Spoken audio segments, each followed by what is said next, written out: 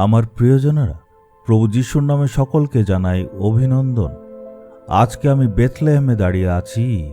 এই বেথলেহেম শহরটা ইসরায়েলে আছে। এখান থেকেই আজ প্রচার করছি। যেই জায়গাতে আমি এখন দাঁড়িয়ে আছি সেটা হচ্ছে সেই জায়গা যেখানে রাখালরা মেষ পাহারা দিচ্ছিল।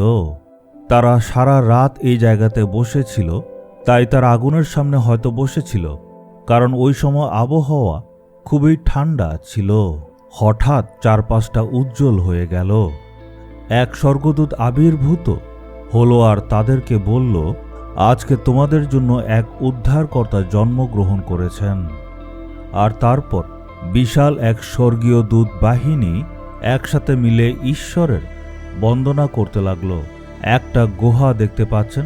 হ্যাঁ, এটা হচ্ছে একটা পাহাড়ের একটা অংশ। ঠান্ডার সময় যখন রাখালরা মেষ পাহারা দেয়, তখন এই গুহাগুলির মধ্যেই বসে থাকে। এই জায়গাতেই স্বর্গীয় দূতবাহিনী সম্মিলিত হয়ে প্রভুর বন্দনা গীত করেছিল। কি গীত ওরা করেছিল? লূক 2:14 আমরা দেখব। ঊর্ধ্বতম লোকে ঈশ্বরের মহিমা, আর পৃথিবীতে তার প্রীতির পাত্র সব মানুষের মাঝে শান্তি। এই জায়গাতেই দূতেরা সম্মিলিত হয়ে বন্দনা গীত করেছিল। দূতেরা বন্দনা করে বলতে লাগল, ঊর্ধ্বতম লোকে ঈশ্বরের মহিমা আর মানুষের মাঝে শান্তি। এর মানে হচ্ছে ঈশ্বরের মহিমা হোক আর শান্তি আসুক। যিশু এই পৃথিবীতে কেন এসেছিলেন? শান্তি দিতে। যাদের মনে অশান্তি তাদের শান্তি দিতে উনি এসেছিলেন।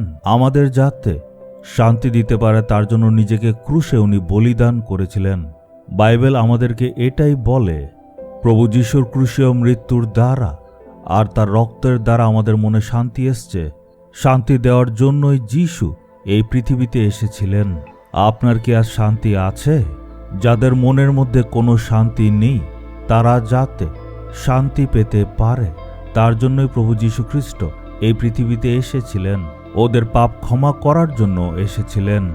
যারাই প্রভু যীশু খ্রিস্টকে গ্রহণ করে তাদের মনে শান্তি উনি দেন। উনি এই পৃথিবীর সবাইকে প্রেম করেছিলেন।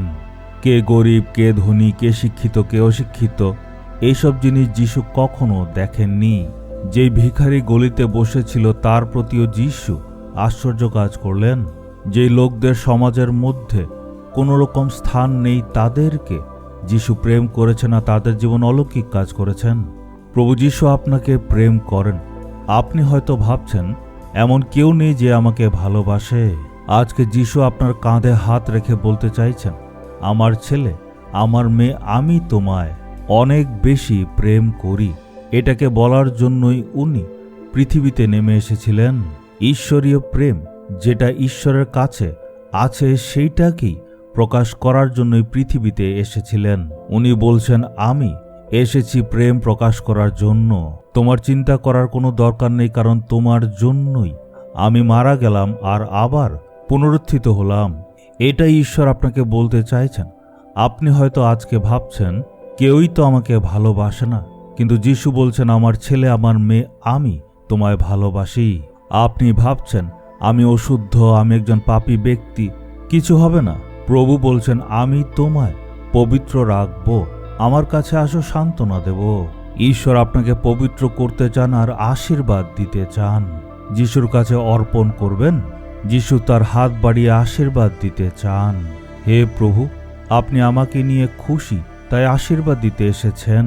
হে প্রভু, যারা এই ভিডিও দেখে আজ প্রার্থনা করছে তাদের জীবনে আপনি আশীর্বাদ দান করুন আর তাদেরকে আপনার প্রেম দেখান। আপনার প্রেম দ্বারা তাদেরকে আপনি স্পর্শ করুন আর নিজের প্রেম তাদেরকে দেখান। প্রভু যিশুর নামে যাতে তাদের সকল দুঃখ আজ পাল্টে যায়। Amen, amen. Jesus redeems Bengali YouTube চ্যানেলটি সাবস্ক্রাইব করুন, বেল আইকনটি ক্লিক করুন